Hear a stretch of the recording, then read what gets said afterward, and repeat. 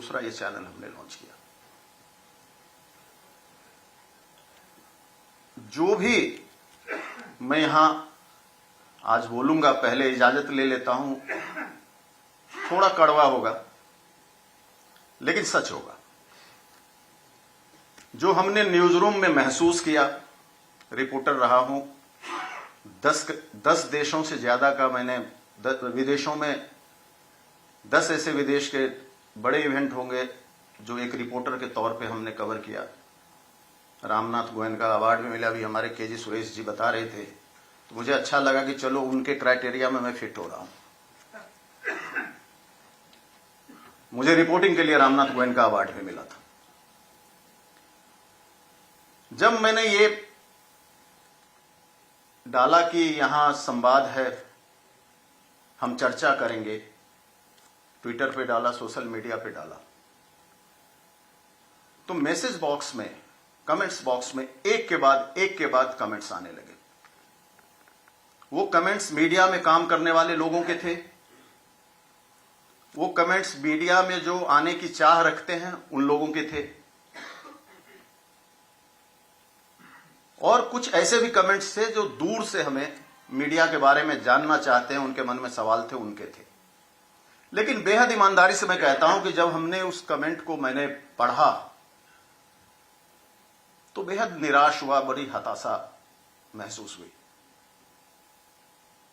क्योंकि जो सवाल हमसे पूछे गए, जैसे किसी एक ने कहा कि साहब आप वहां जा रहे हो, मीडिया आज की तारीख में वेंटिलेटर पर है, इस पे चर्चा जरूर करना।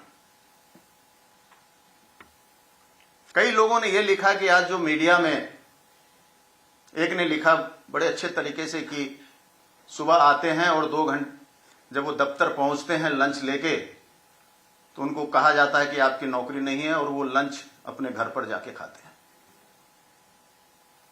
एक भी, ये मेरे लिए भी चिंतन का विषय है, आत्ममंथन का विषय है, और मुझे लगता है हम सबके लिए है।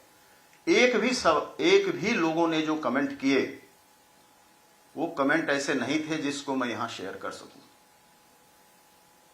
सारे नेगेटिव कमेंट्स थे। तो ये वक्त है आत्ममंथन का। और अब मैं आता हूं कि आज की तारीख में सबसे बड़ी हमारे सामने चुनौती क्या है। सबसे बड़ी चुनौती हमारे सामने ये है कि लोगों ने हम पे, दर्शकों ने हम पे, पाठकों ने हम पे भरोसा करना छोड़ दिया है।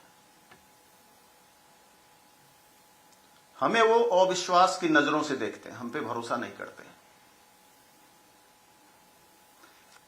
हम भले ही खुश हो जाएं, यहां तक कि जब हम कोई सर्वे दिखाते हैं, 4-4 घंटे, 5-5 घंटे सर्वे दिखाकर आते हैं,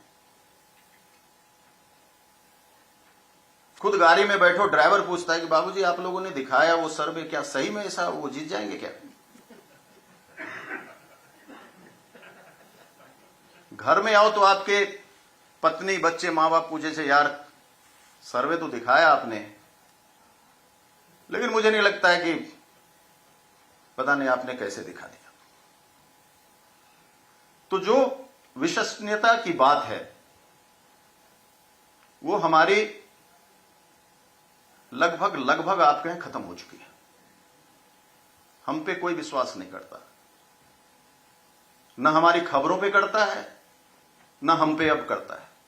मैं तो रिपोर्टर रहा हूं, मैंने वो दौर भी देखा है जब हम फील्ड में जाते थे तो हमें कितना सम्मान मिलता था, लोग हमें किस तरह से देखते थे। पूरी जिंदगी 18 साल रिपोर्टिंग की है हमने, और आज की स्थिति देख लो।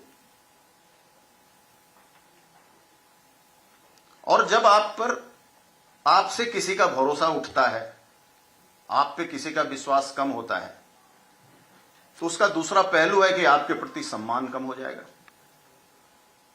तो हमने भरोसा भी खोया, हमारा भरोसा, हम पर लोगों ने भरोसा करना तो छोड़ ही दिया, हमारा सम्मान करना भी छोड़ दिया। तो आज की तारीख में हम जंग लड़ रहे हैं अपने भरोसे के लिए, भरोसे को वापस लाने के लिए। लोगों में हमारा भरोसा हो, हम पर भरोसा करें, और भरोसा करें तो हमें सम्मान करें। दोनों चीजों की लड़ाई चल रही है।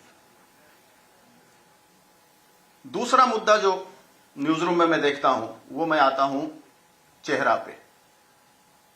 थोड़ा कड़वा है, हजम कर लीजिएगा। आज की तारीख में अब मैं सवाल ये उठता, चेहरा बनता कैसे है? आज कोई चेहरा कैसे बना? चेहरा बना अपनी खबरों से,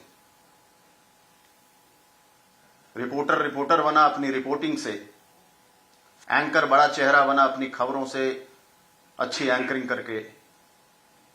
लेकिन आज चेहरा से लोगों का विश्वास खत्म हो गया। आज अगर कोई चेहरा कोई बात कहता है तो सामने वाला सोचता है यार, चेहरा ने माउथपीस समझते हैं उसको लोग। उनको लगता है यार ये दम नहीं है इसमें, ये कहीं की बात कहीं बोल रहा है, किसी की कही बात बोल रहा है, किसी के कहने पे बोल रहा है। और उसका ही नतीजा है, मैं एक उदाहरण के तौर पे कहना चाहूंगा कि टेलीविजन में 9 बजे का जो स्लॉट है, सबसे ज्यादा वेटेज होता है उसका। टेलीविजन की भाषा में समझाऊं तो जिसने 9 बजे को जीत लिया, आप ये समझो कि उसने टेलीविजन की टीआरपी की अच्छी खासी जंग जीत ली। लेकिन तमाम बड़े चेहरे होते हैं उसमें, लेकिन वो अगर नंबर 1 9 बजे का कोई शो है तो रिपब्लिक भारत का है, और उस एंकर को बाकियों की तुलना में 10% लोग जानते हैं। अब इसी से आप अंदाजा लगा लें कि चेहरे को लेकर लोगों में क्या सोच है, और चेहरे को लोगों ने किस तरह से खारिज किया, क्योंकि चेहरा का मतलब उन्होंने कुछ और समझा है। आज जब हम न्यूज रूम में होते हैं तो न्यूज रूम में चर्चा न्यूज पे नहीं होती है। पहले क्या होता था, जब हम रिपोर्टिंग करते थे, हमारे एडिटर क्या कहते थे, एक्सक्लूसिव स्टोरी लाओ, अच्छी स्टोरी ले आओ, इंपैक्ट वाली स्टोरी ले आओ, और हर चैनल में चलता था, खबरों का असर चलता था, इंपैक्ट। चलिए वापस अपने डिबेट में लौटते हैं। प्रेम रंजन पटेल जी, वन नेशन वन इलेक्शन